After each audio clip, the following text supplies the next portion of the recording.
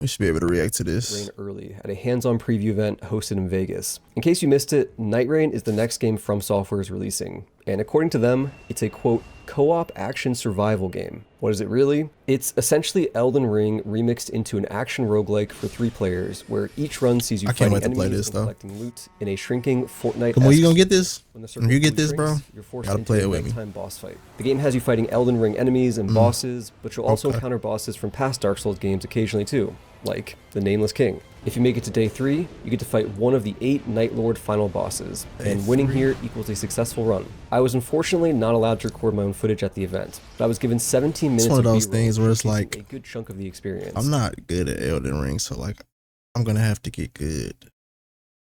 Now, I do have a lot of opinions about my cool. time Liza playing the P got game, me. but first let's go over all the footage in sequential order, as I think it paints a pretty clear picture of what to expect from the gameplay loop. I'll interject with my thoughts along the way, and save some of my bigger opinions and critiques for the end. Each run begins with a short cutscene of your chosen Nightfarers walking toward a cliff before running to catch a lift from a spectral hawk. There will be 8 characters to choose from in the full game, but there are only 4 in the demo, and I'll talk about what each one can do as they appear. Next, you're thrust into the game with an aerial view of the map as you glide down on your hawk, kind of like a Fortnite glider, though you don't have control over where you get to land. The game forces you to drop off in the spot it's chosen near the edge of the map. It's pretty odd that you can't choose where to land or influence the flight of the bird, because I think it'd be pretty fun to have more agency over where to start. I feel like they should do that too. Also, That'd the be text cool. Day 1 pops up on the screen because, you guessed it, it's Day 1. As I already mentioned, the game is split into 3 days, where you explore during the day and fight a boss at night. Each day is somewhere between 10 to 15 minutes long. I didn't time it, but I'm pretty sure it's within that range. Upon landing, you have a few different choices on where to go, but these players chose to go after the nearest enemy camp, something my group often did as well. This also gives us our first look at Wilder, the strength dexterity knight, and his grapple hook ability. As you can see, it pulls small enemies That close. remind me of that move on Liza P. Wilder's launch toward them instead. Each character has one unique ability like this. I want to put an assassin class. There's normally a big icon at the bottom of the screen that displays the ability and lets you know when it's available to use. Also, this is pointing out the obvious, but it's worth mentioning. This combat is literally Elden Ring. Like the animations, the enemies you're fighting, this is Elden Ring. Ultimately, this makes Nightreign feel like an ambitious fan mod for Elden Ring as opposed to a standalone product. That's what my boy Yusuf said, but it's a bad thing, but I do feel compelled to point this out because it's pretty core to the experience. Because people playing Elden Ring still anyway, so I might as well make a mod showcases type. the new super sprint, which is basically the normal sprint at double speed. This is mostly used for traversal because the map is big and Torrent's on vacation. You can also use it during combat, but it's tough to pull off because it'll drain your entire stamina bar almost instantly. Anyway, they run up to the site of grace to replenish their healing flask and level up. You start each run with 3 flasks, and each site of grace will refill them all. Sites of Grace are also where you can level up using the runes you acquire from enemies and bosses, just like Elden Ring. However, unlike Elden Ring, there isn't a way to pick and choose stats. Instead, you just click the big level up button, and you'll simply be stronger with extra damage, health, and FP. I'm a little mixed on this, as I think it's a missed opportunity to provide the player with a choice on how to build their character, but it does fit the theme of the game with them wanting to keep things quick and streamlined. So maybe it's for the best. Regardless, leveling up is important, as the boost in damage from level 1 to level 2 is quite noticeable. More damage means enemies die faster, and in this game, speed is everything. Next, we see the player attack a group of demi-humans, and they do this by throwing— So I heard it was a roguelike. I don't know if it is, but like,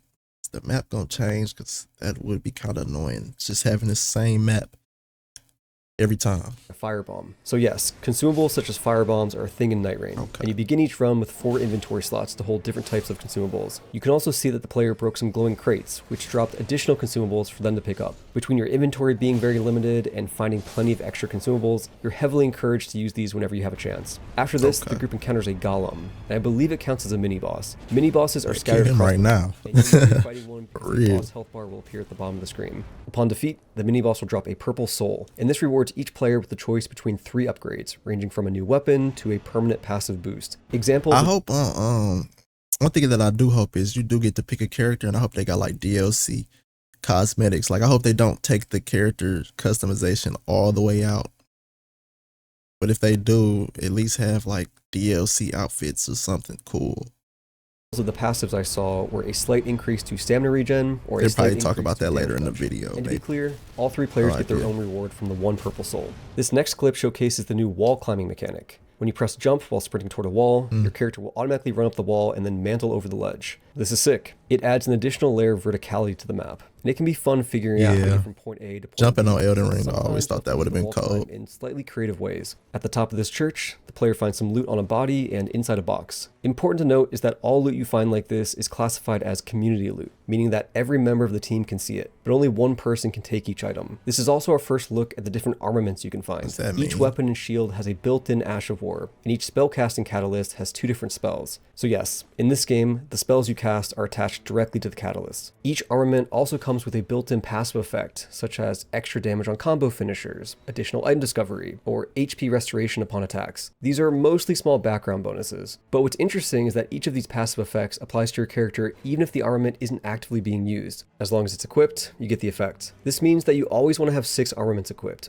especially because equip load isn't something you need to worry about in this game. You'll always be fast rolling. This is also our first look at blue colored loot. This indicates that it's more rare, and the rarity goes from white to blue to purple to orange. Next, we catch a glimpse of the map screen. I love the lick of orange loot. So godly. The map itself is an island, and on the edge, you can see the Fortnite circle closing in. Just like Fortnite, instead of constantly getting smaller, there are intervals where it doesn't move at all. I won't go over all the icons on the map, but basically, these show you where most of the points of interest are, like enemy camps or fortresses. You can then pin on the map where you want to go, which is useful because the other players will be able to see your pin and know where you're going. Also worth noting is that some things are hidden the main on the map, objective, so though? it's possible you'll find something good even if it's not marked from the start. Between this and the marked points of interest, you probably won't have time to do everything, so you have to make quick decisions on where to go and what to skip. Next, we see Wilder use his grapple hook to get a little extra speed when running around. It's tough to see here, but this use case is also relevant during fights. Instead of grappling the boss, it might be worth grappling the ground to reposition.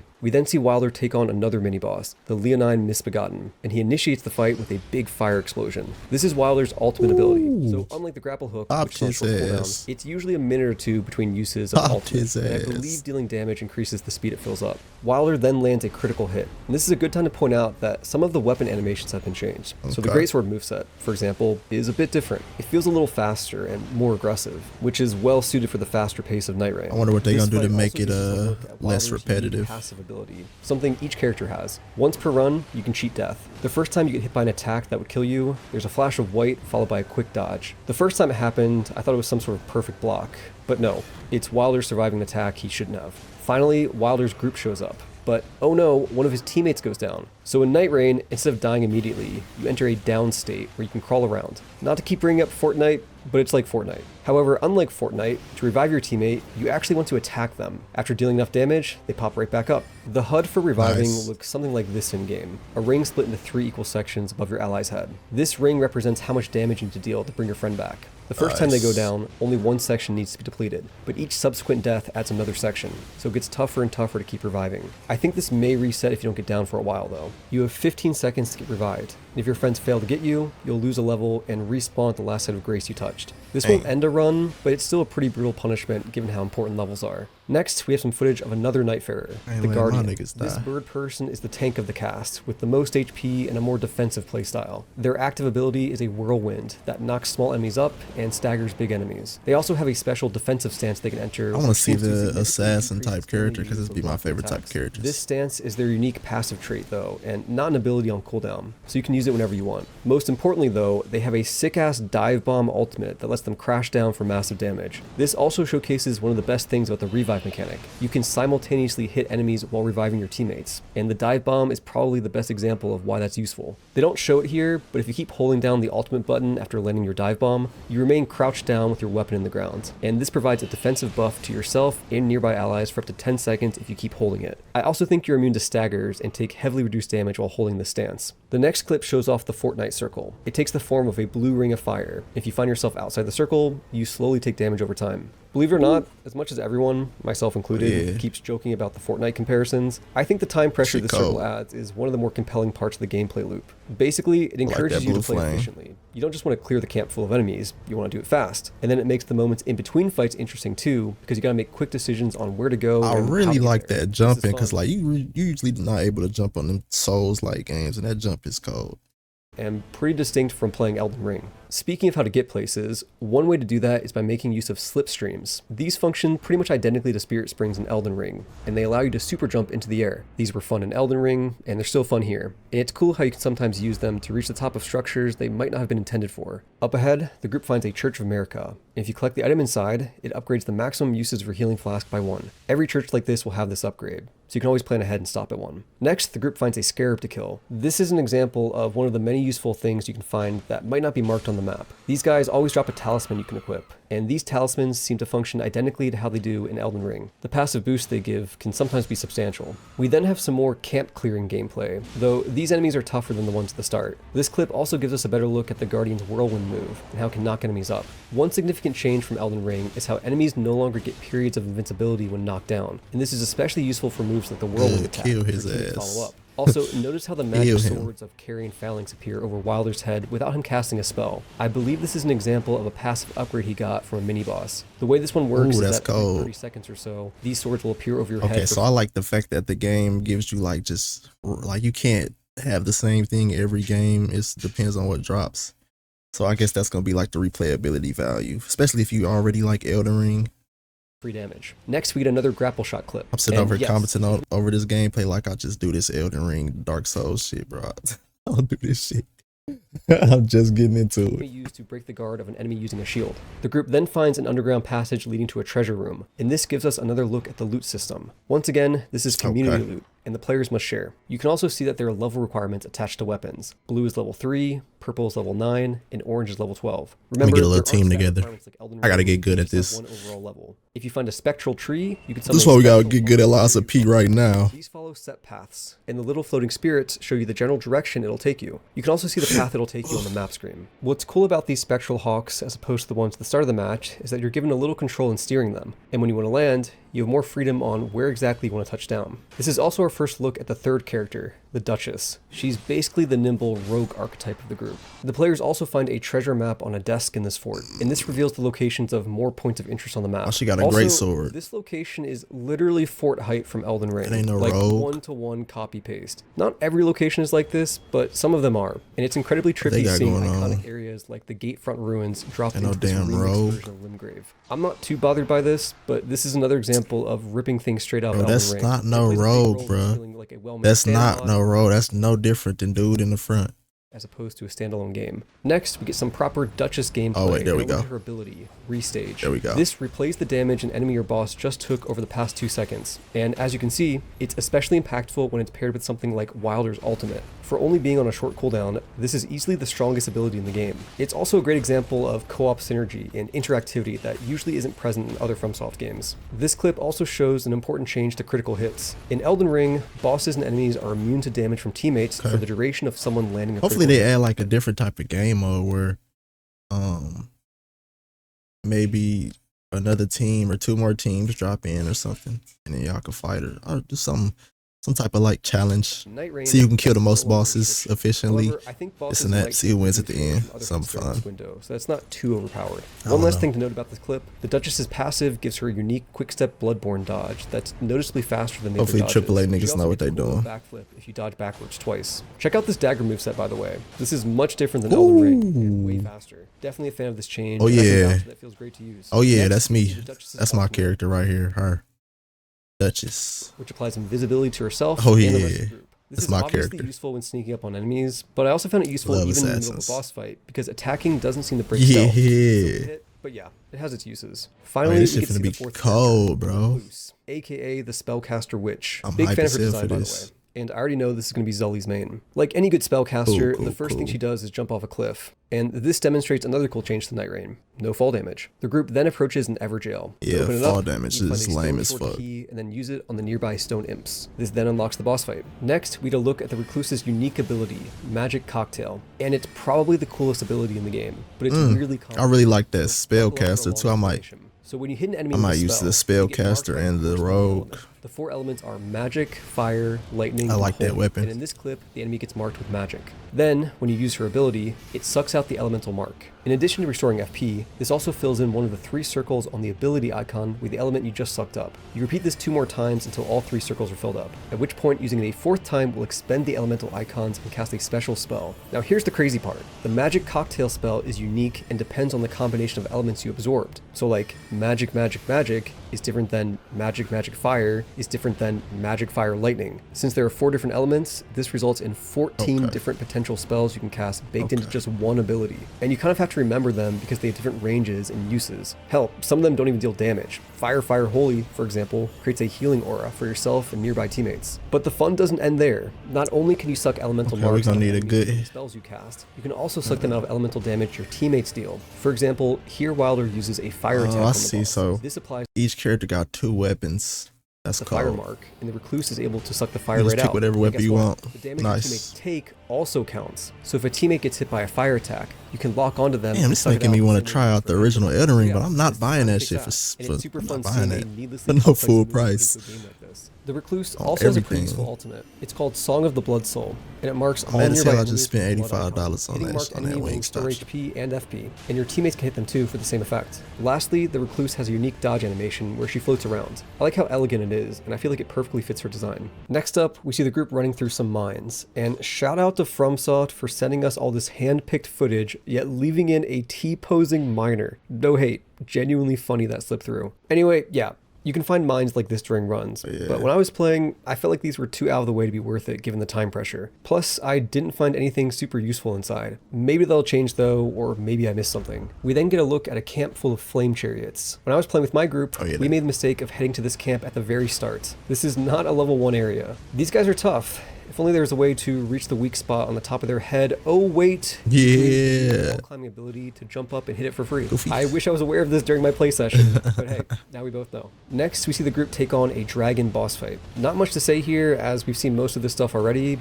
but pay attention to the time of day. As it slowly changes to nighttime, that's your cue that you should start wrapping up whatever you're doing, because the circle begins to rapidly shrink at this point. You can see the circle closing in as they finish off the dragon. From here, what you want to do is look for the floating golden tree in the sky, as that's the point where the circle will close in. Eventually, the Ring of Fire reaches its smallest size and essentially forms an arena. This is where you'll fight the first major boss. Before the boss fight, a small group of enemies will spawn in. This serves as both a warm-up for the fight and a teaser for which boss you're about to see. In this case, it's a pack of demi-humans. So fittingly, the boss fight is a demi-human queen and a demi-human swordsman. Something I appreciate about Nightreign is that these fights seem specifically designed for multiplayer, something we don't typically see in FromSoft games. In this case, it's due to there being 2 bosses at once, but I also encountered other bosses that are better examples of this. One of those bosses was the Centipede Demon from Dark Souls 1. During the fight, you can chop off its centipede limbs, but this forms an additional hazard as the severed limb keeps fighting. This is perfect for a group battle. Also, in case you're curious, its moveset seemed to modify from Dark Souls, so it wasn't like FromSoft just ported the boss into Elden Ring without making changes. I don't know exactly what those changes were, but I could tell that it felt different than Dark Souls. Another modified nighttime boss we encountered was Morgott. He was mostly similar to his appearance in Elden Ring, but he had a few new moves, including this insane AoE blood slash that would hit the whole group and nearly one-shot us. He also had new dagger throwing combos and just seemed more aggressive overall. If FromSoft is going to rely on reusing bosses, I appreciate that these changes make it feel new-ish and suited for co-op. It's a shame they didn't seem to make any meaningful changes to the demi-human boss fight, but oh well. Anyway, after completing the fight, you get the message Knight Repulsed. The boss also drops a purple soul, and upon interacting with it, you get a choice between 3 different upgrades for your character. This is basically how it works when killing mini-bosses too, but the upgrade from this main boss is more substantial. Sometimes these upgrades operate purely in the background, like extra spell duration, but my group occasionally encountered some more interesting upgrades. One time, one of my teammates got an upgrade that created lightning bolts whenever he dodged. Another one he found cast fireballs whenever he walked. And I do mean walked. Like, slightly tilting the left stick was the only way to trigger it. While the walking one wasn't super useful, both of these upgrades were cool because they weren't just background percentage buffs to stats. They were noticeable abilities that had the potential to shift our playstyle, at least a little bit. After everyone chooses an upgrade, fog rolls in and the Ring of Fire fully recedes. From there, Day 2 begins, and you get to continue exploring the map to get stronger before Night 2. Worth noting is that enemies and bosses defeated during Day 1 don't respawn, so it's a good idea to keep track of where you've already been. So yeah, the gameplay loop you've seen repeats for Day 2, and if you survive the Night 2 boss, you're immediately taken to the Night Lord on Day 3. As such, Day 3 consists of just this boss fight with no exploration phase. You progress to Day 3 by walking along a pathway to a door that reminds me a lot of the area and door at the end of Shadow of the Erdtree. The Night Lord of the demo is Gladius, a 3-headed dog monster that swings around a giant sword on a chain. This guy is no Shit. No joke. Accidentally clicked Also, something. for those of you who haven't played all the Soulsborne games, this is in fact the first boss that's completely unique to Nightreign, and I suspect the other Night Lords will be completely new as well. This guy also has a pretty devastating grab attack, so I recommend not getting hit by it. During the fight, one of Wilder's teammates goes down, and here they showcase the ability to revive teammates with ranged weapons like bows. This is surprisingly useful, and it might be worth holding on to your ranged weapon just for situations like this. Speaking of ranged weapons, you don't have to worry about ammo in this game. It's unlimited. Around the halfway point, the boss explodes into 3 fireballs and then reforms as 3 separate dogs. This is probably the toughest part of the fight, and I think the best strategy is to try to take on each of them one by one. When I talked to Vadi after the event, he told me he just ran away until they reformed into one body. So that might be an even better strat, even if it's boring. Yeah, Either way, this is Nightraign's best example so far of a boss designed for 3 people, and I hope the rest of the Night Lords have similar co-op mechanics. And then win or lose, that's the end of the run.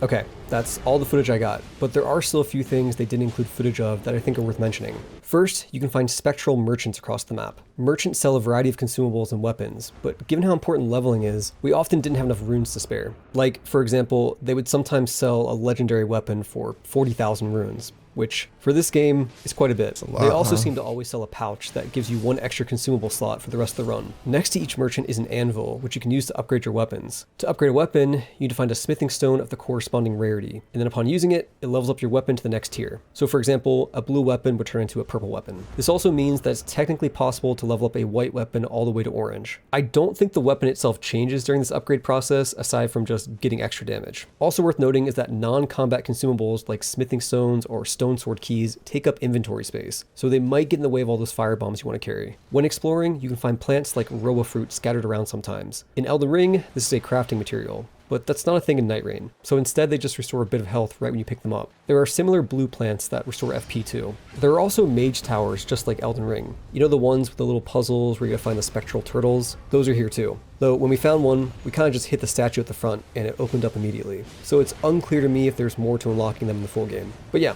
they have loot inside. Another thing you can sometimes find is a glowing red body on the ground, which is the location that someone else failed to run. Bro, that shit is hilarious looking. Like, dog looks so pitiful, just red in the corner.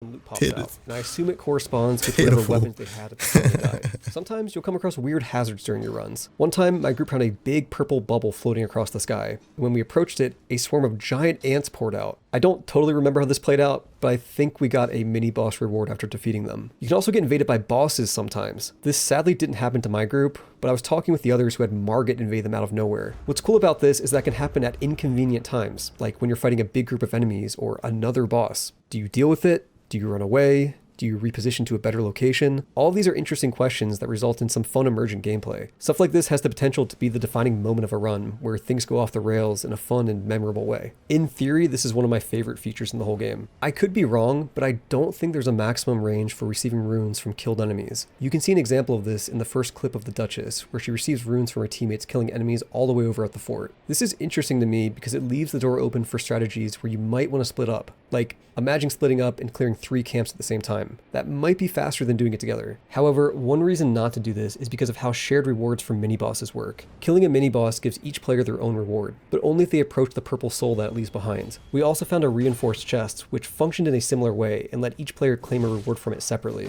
Another tip, normally when you get downed, your teammates only have 15 seconds to revive you, but this timer is removed during the main nighttime boss fights. Along with this, in case it wasn't obvious, if everyone dies here, the run is over as opposed to simply losing a level. Let's go over some details from the hub area too. Just like Elden Ring, the round table hold is the hub. To begin a run, you approach the table and select the Night Lord you want to hunt. It's vaguely similar to selecting a monster to hunt in Monster Hunter. The game then immediately puts you into matchmaking to find a group to play with, but you can also use passwords just like Elden Ring to play with friends. The hub is also populated by all of the playable characters, minus whatever character you're currently controlling. They all just stand around and say hello in the demo, but I'm guessing the full game will have them giving you bits of their story between runs in a similar fashion to Hades. There's also a sparring ground area and an outside area connected to the round table hold. Here you can test out every weapon in the game and set your character level from 1 to 15, which I assume is the max. This is neat and I took advantage of this during my play session to test out how damage scaling worked. So stats like strength and dexterity are hidden. Like, I genuinely couldn't find a stat screen that showed them, and you can't manually raise them when leveling up, but they do still exist, and different weapons scale with different stats, just like Elden Ring. To test this, I spawned in a legendary greatsword with a C scaling in strength, and made my character level 15.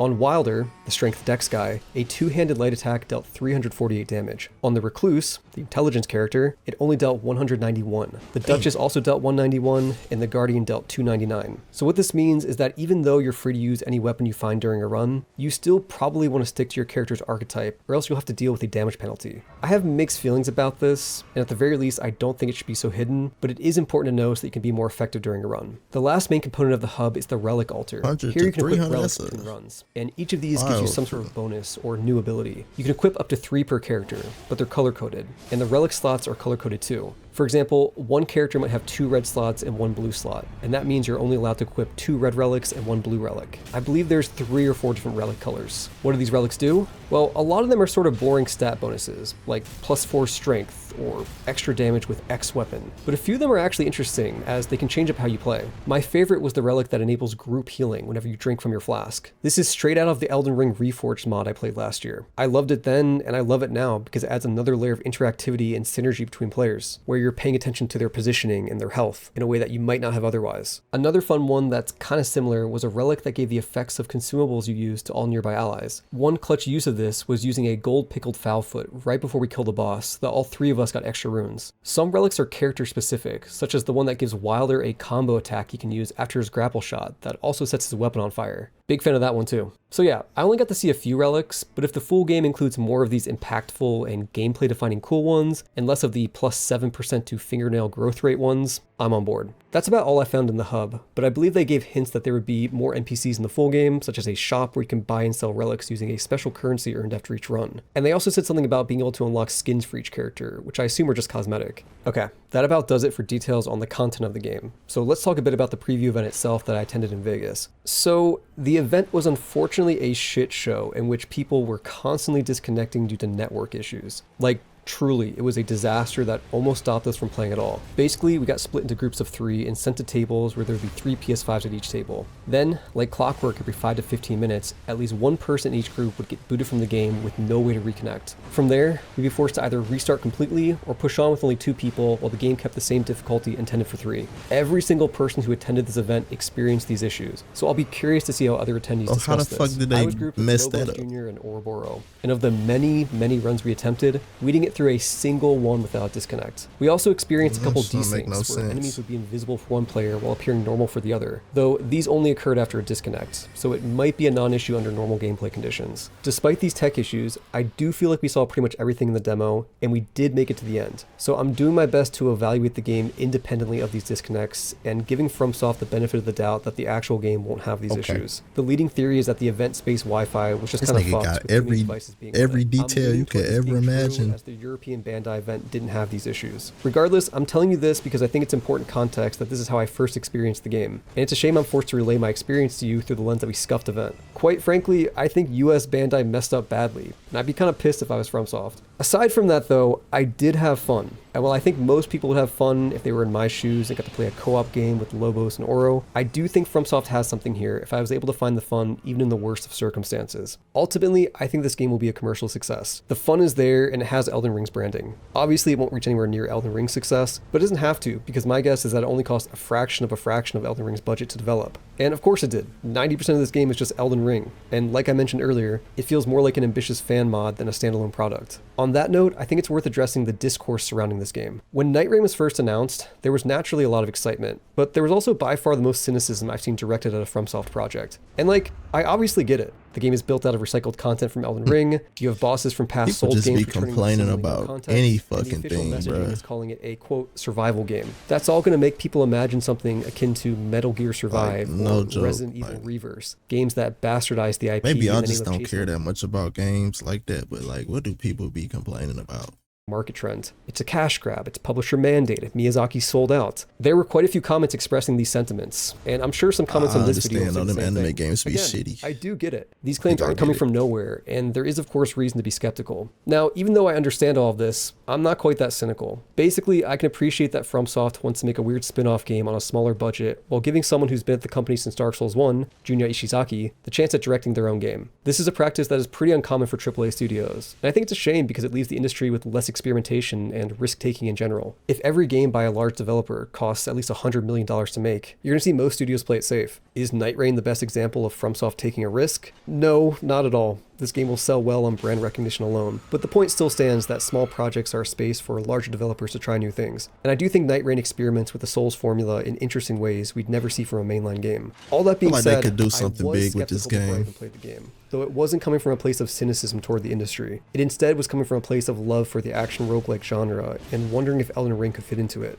Basically, Souls-like combat is inherently simple, and its ability to be compelling depends a lot on other aspects of the game. Take Dark Souls, for example. Combat is a core pillar of the experience, yes, but it's held up greatly by the other core pillars, like level design, thoughtful enemy placement, and exploration. But with a roguelike, due to the randomized nature of the game, you usually just have the combat, and Dark Souls combat without anything else is like butter without toast. To me, it was obvious that there would need to be a lot more to make a game like this work. And they did indeed add a lot more, from the time pressure to the character abilities to the co-op synergy. Have to make the map look mechanics. different or something. FromSoft added quite a few gameplay elements to help support Elden Ring's core combat system. So is this a complete success? I'm honestly not sure yet. I'm somewhat optimistic, but for me, a lot of it is going to depend on how much more there is to the full game. Because right now, based off what I played, I have some concerns, and the full picture isn't clear. Most of my reservations stem from me being unsure of the roguelike aspects of the game, and worrying that runs will feel too similar too quickly. For starters, it's unclear to me how much the map will change between runs. For this demo, as far as I could tell, it didn't change at all. We would start at one of two locations, but then that was it. All the points of interest were in the same spot, and we'd fight the same enemies and bosses. Now, of course, I do recognize that this is almost certainly just for the demo, and that the full game will meaningfully remix the map between runs, but I need to see that for myself before I vouch for this game. When I asked the Bandai representatives to clarify how the map would change between runs, or if there was more than one map,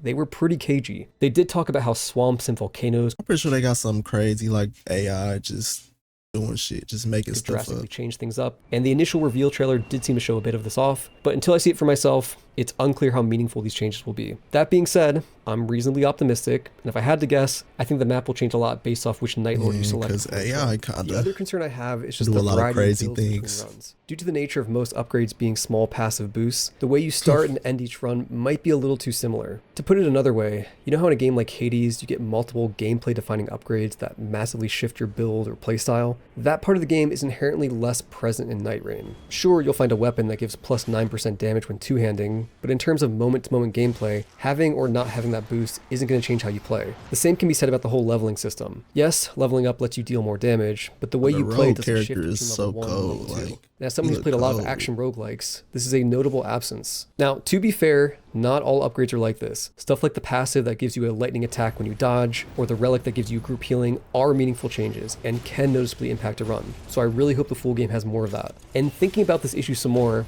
we shouldn't ignore all the weapons and spells. Elden Ring might actually be a fantastic game to turn to a roguelike, if only for the variety of weapons and spells already built into the game. There are over 400 weapons and over 200 spells in Elden Ring, and the average Elden Ring player probably only used like less than 5% of them. But in a game where you have to use what you find and be kind of scrappy over short, repeated runs, suddenly there's an opportunity to engage with all these weapons and spells you probably overlooked. Plus, Elden Ring has a shitload of different enemies this and character bosses, every time. so again, they have a deep well to draw from. And that's on top of them bringing back bosses from past Dark Souls games. Yes, this all relies entirely on recycled content, but that doesn't change the fact that it gives FromSoft a lot to work with in terms of variety. So yeah, maybe the leveling and passives being kind of boring is actually fine within the context of the rest of the game. Also, even if the player builds are limited when compared to other roguelikes, I think there's still a lot of potential for emerging gameplay when you factor in the rest of the gameplay systems, like the synergies between different character abilities, or unexpected hazards like bosses invading you in the middle of a fight. There's also a lot to be said about the map itself. It's deeply intertwined with all the other systems. Figuring out the best way to move around the map under time pressure is engaging, and simply where and when you get yourself into a fight can lead to different outcomes. So you like the game? I thought you weren't sure. Pine, you're confusing me. Let me put it like this. As a massive fan of FromSoft, Souls-likes, and the action roguelike genre, I'm in the dead center of the Venn diagram of the potential audience for this game. I had fun playing it, and I think, at worst, this game will be a fun diversion for a couple weekends with my friends. It has a lot going for it. I think the time pressure is compelling. Yeah, I wonder appreciate how all the co-op much shenanigans. I'd replayability be it's lying if gonna I said I have. wasn't looking forward to fighting Dark Souls 2 bosses with Elden Ring's combat. Since this demo only showed off a small part of the game, I can't be sure about everything, but the potential is there. It'll depend on how some of the systems pan out in the full release, such as how the map changes. That being said, everyone doesn't share my tastes, and the audience for this game will be more niche than Elden Ring. I think people who aren't already fans of action roguelikes might not like it at all. On top of that, I do understand the cynicism toward the amount of recycled content a game like this has. So if that's off-putting to you, I get wanting to pass on this one. Truly, I'm not going to die on any hills defending FromSoft, and I think it's reasonable to be skeptical. The game comes out on May 30th, and it'll be $40 at launch. It's also going to launch with a $55 deluxe edition that'll come with DLC containing new playable characters, new bosses, and new map biomes. The DLC itself won't be available day one, but I think selling DLC at launch is something FromSoft hasn't done before. And while I don't personally have an issue with it, I do understand people who do. And I don't think it's a great look for FromSoft when they already have so much cynicism and distrust surrounding the game. Niggas mad talking about why you selling DLC. I strongly like, suspect what? this will be a source of controversy.